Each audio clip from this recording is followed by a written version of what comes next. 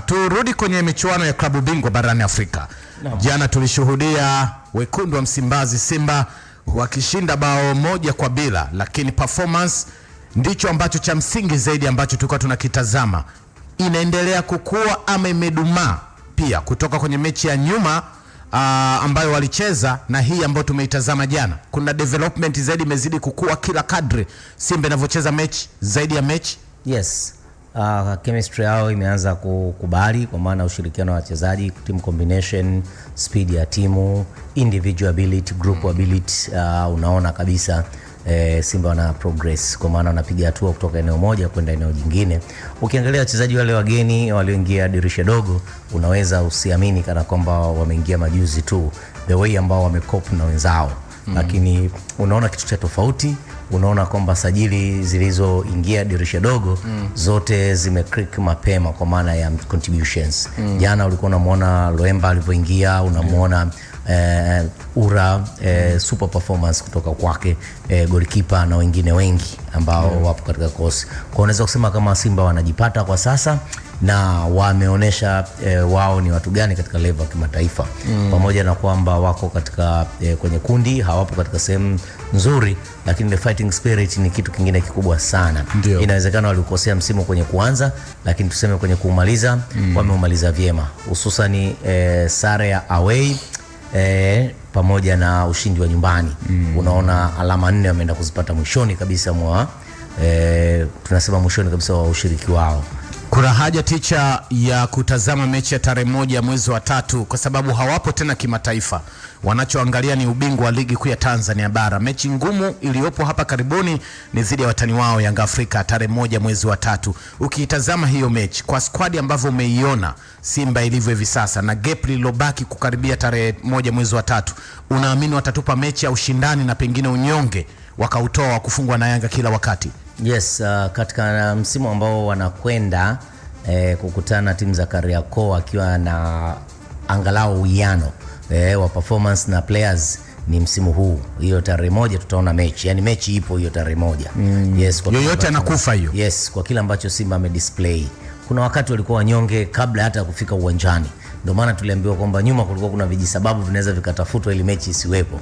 Lakini mechi iko kwenye ratiba, maana yake it's obvious kwamba tarehe 1 wataenda kucheza. Sasa tunategemea nini kwenye mchezo huo? Tunategemea ushindani mkubwa wa kimbinu na kiufundi. Sasa kwa Simba hii mpya, pamoja na wachezaji walioingia ambao watakuwa wanaenda kucheza dabi yao ya kwanza, ninaamini watawa challenge Young Africans, na mshindi yani iko wazi kwa yote kuweza kushinda. Tofauti na msimu mechi kadhaa za nyuma tulikuwa tunaona kabisa game imeegemea kwa upande wa Yanga. Ticha, kwa ujasiri wako na ulionao ambao mimi naujua. Ujasiri kuna muda unatajwa kama kiburi. Ndio. Kwa squad ambayo wako nayo Simba hivi sasa. Ndio. Na squad waliokuwa nao Yanga Afrika kuelekea hiyo tarehe 1, unachukuliwa Ticho, naambiwa chukua timu moja kati ya hizi mbili zinazoenda kucheza tarehe 1 ambao naamini wewe kwa utundu wako na mbinu zako haitokuwa ngumu kupoteza huo mchezo. Ungechagua Yanga uwe nayo ama Simba ili uweze kupata ushindi kwenye mechi? Siwezi kuchagua vilabu katika mfumo huo.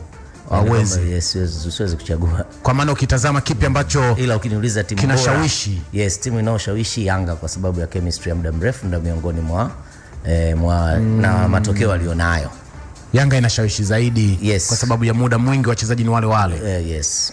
Hiyo imekaa vizuri sana. Tuwasikilize makocha, kwa maana tukianza na kocha wa Simba Sports Club Steve Robert Baka anasemaje baada ya mechi kumalizika. Alipata nafasi ya kuzungumza na wachezaji wake wa Simba, akiwa hasa hili limemalizika, tunachokipasa hivi sasa ni kupigania ubingwa wa ligi kuu ya kandanda Tanzania bara. I think you can be proud of what you're doing. Okay, we know that we are still going to grow and get better and keep progressing. But the last 3 Champions League games, the way your character, your commitment. And one thing, let us remember, gents, this was a good feeling to win today. We're not done with this competition. Okay, we got to fight so that next season we're back in the Champions League, because we've got unfinished business. All right, we will come back stronger next season in the Champions League, and we'll go a lot further than what we have. Right now, the Champions League is over. Big focus on the league. That's going to be our main priority. Let's make sure that we're all focused and ready to go all the way and give the best that we can to challenge for the league. All right. Sawa. Teacher mmemsikiliza alivyoongea kikubwa zaidi. Naam. Hili limeisha.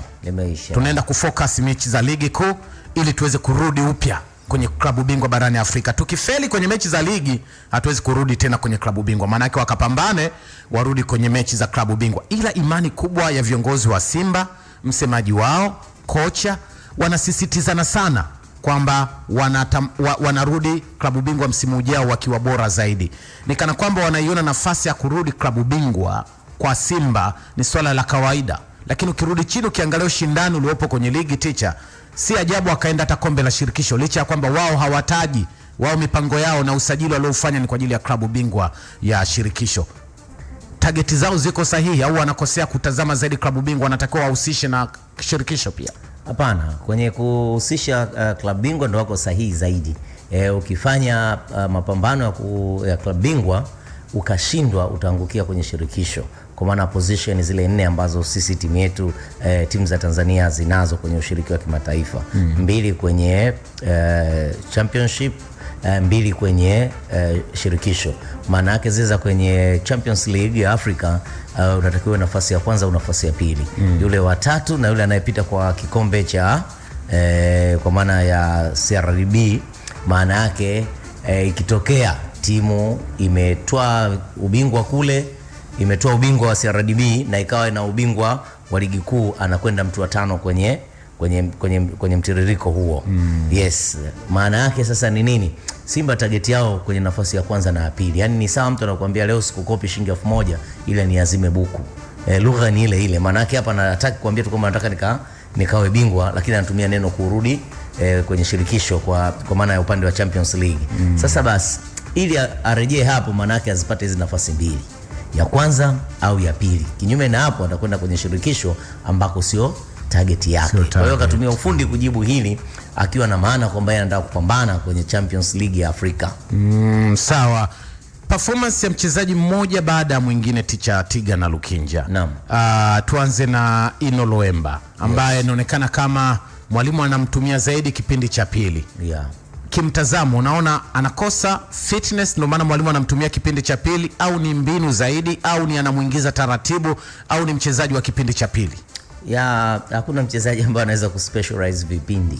Lakini ndani ya timu unaweza kupata mchezaji mzuri wa kusoma makosa wenzie as a teammates, akasoma makosa ya wapinzani kama opponents. Kwa hiyo ukamweka nje kama silaha ya maangamizi, kwamba huyu akiingia mchezoni anaweza kufanya au kutoa kitu kikubwa, kwa sababu anajua wenzake wanakosea nini, anajua udhaifu wa wapinzani. Kwa hiyo unaweza ukamweka mtu substitute kama silaha ya maangamizi. Kwangu mimi, kwa Loemba namuona anaingia kwenye timu taratibu, lakini ana capacity kubwa sana ya individual ability, uwezo binafsi. Yes, kwa hiyo mwalimu anataka timu icheze kwenye combination, kwa maana mpira wa maagizo ya mwalimu, alafu then uje uruhusu mchezaji moja kipaji chake kitumike kupata matokeo. Ndio maana anamweka anamuingiza katika kipindi cha pili mara kwa mara, lakini hati yake ya kucheza unaona kabisa alikuwa na deserve kuweza kuanzishwa. Kwa hiyo ninaamini, yani jibu langu fupi tu kwamba anawekwa nje kwa sababu ya kimbinu. Kuanza kwa Selemani Mwalimu kama shabaha ya ushambuliaji kwa wekundu wa Msimbazi Simba, ni mchezaji ambao tunaweza tukamweka kwenye level ya aina gani? Kuna muda anaonekana maji kupwa, kuna muda anaonekana maji kujaa, lakini kuna nafasi bado inaleta discussion. Ni bora akicheza namba 9 au akitokea pembeni, au ni bado hajafika kwenye level ambazo tunamtazama Selemani Mwalimu? Teacher Tigana, kwa vile ambavyo umemtazama kwa jicho lako la ukocha na scout. Mimi kwangu namheshimu kama mchezaji mzuri, mchezaji mkubwa, amecheza michuano mikubwa ya FIFA Club World Cup. Ile sio jambo jepesi kupewa game against Juventus, kama kumbukumbu yangu uko vizuri. Nafikiri na Man City aliicheza games ambazo nyingi ni kubwa. Kwangu ni complete package ya mchezaji. Kile anachokifanya uwanjani tunasema ni play style yake, ndivyo ilivyo. Sio striker wa kusimama kwenye position.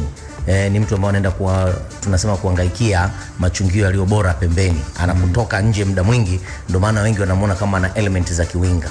Lakini mimi kwangu ningemsimamisha kama mshambuliaji, na anapaswa apewe heshima ambayo inafanana na kile ambacho anakifanya. Yule ni mtu msumbufu, na katika players ambao ni wasumbufu huwa hata siku moja hawezi kukaa eneo moja. Atahama hapa, ataleta madhara hapa, atahama hapa, ataenda cause madhara kwingine. Kuna pahala atamchukua fullback, kwa maana labda wingback ya kushoto au kulia, akakaa pale, si ndivyo, katikati ya yeye na namba 4 wake, ili mradi mjisahau. Sasa ile ndo play style ya huyu bwa mdogo, lakini mimi kwangu namuona yuko much better kwa sababu ana umbo zuri la kusimama kama mshambuliaji. Sawa. Na Ura bado tunaendelea kumtaja, ni mmoja wa usajili bora ambao Simba ameufanya. Naweza nikapata baadhi ya mapungufu yake alionayo Ticha Tigana. Hakuna mchezaji aliyekamilika 100%. Yes. Ura mapungufu yake ni nini? Ura ana hati nzuri sana ya kucheza, back to back anafunga katika level ya kimataifa. Unaweza kusema ni chaguo sahihi sana la timu Simba kumpa nafasi. Moja ya mapungufu yake ni mapungufu ambayo wachezaji wengi wanayo. Akishafunga goli anaamini kazi yake kamaliza. Muone before kufunga, alafu muone after, kabla hajafunga mahangaiko anayofanya, na akishafunga. Kwa mfano jana alifunga goli kunako dakika ngapi ya mchezo? Ya 4. Umeelewa? Kuna dakika kadha 80 na kitu. Kuona initiatives zake kwamba mtu ana uchu tena wa goli. Umeelewa? Kwa hiyo haya ni mapungufu ya kubweteka ndani ya pitch, kwamba nimeshatimiza hili, nimescore, lakini muone before. Angalia ile game walioingia substitute kule, aliyomwanzishia Suleiman Mwalimu, karudi kufanya link up kwenye idara midfield, kaendesha mpira, kacheza nje, ka anticipate pale ndani, kaenda ka score. Baada ya pale alianza ku decrease. Haya sasa, hii inakuwa kama mtu ambaye anabweteka na mafanikio, lakini kwa uwezo wake anaweza kuwa anaandika hata hat-trick mule, au anaandika hata goli 2 katika mechi nyingine tofauti kama hivyo. Nimemwona yani akishafunga hakupi tena 100% ya kwake, haitoi tena 100%. Libase sambamba na Mpanzu wakacheza kwa pamoja kwenye timu moja kwa wakati mmoja, au ni lazima wapishane, mmoja anzie benchi? Definitely wanacheza kwa pamoja. Wanaweza na wakakupa matokeo mazuri. Yes, wakakupa matokeo mazuri. It depends unawapangaje. Yes, lakini wote wanaweza kucheza katika pitch kwa wakati mmoja na wakakupa matokeo mazuri. Nadhani sasa hivi watu ndo wanaanza kufahamu wakati ule tunamzungumza Mpanzu. Kama ni machachari asiye hatari, ndo anaelewa. Atafanya dribbling zote, atafanya kila kilicho kizuri kwenye timu. End product yake ni nini? End product ya mtu anayecheza mstari wa mbele, tunataka ukaweke mpira wavuni. Kama umepiga cross, basi ikafike kichwani mwa mtu, au iwe na accuracy level kubwa. Lakini nayo kwa nini unampasia Maziko aliyoko pale kwenye box ili afunge? Je, wewe possibility ya kufunga ipo? Ndio maana unakuta Mpanzu hana namba nzuri in terms of scoring. Hawa kina Ura wamekuja juzi, lakini wataweza kwenda juu mapema kwenye namba. Yes.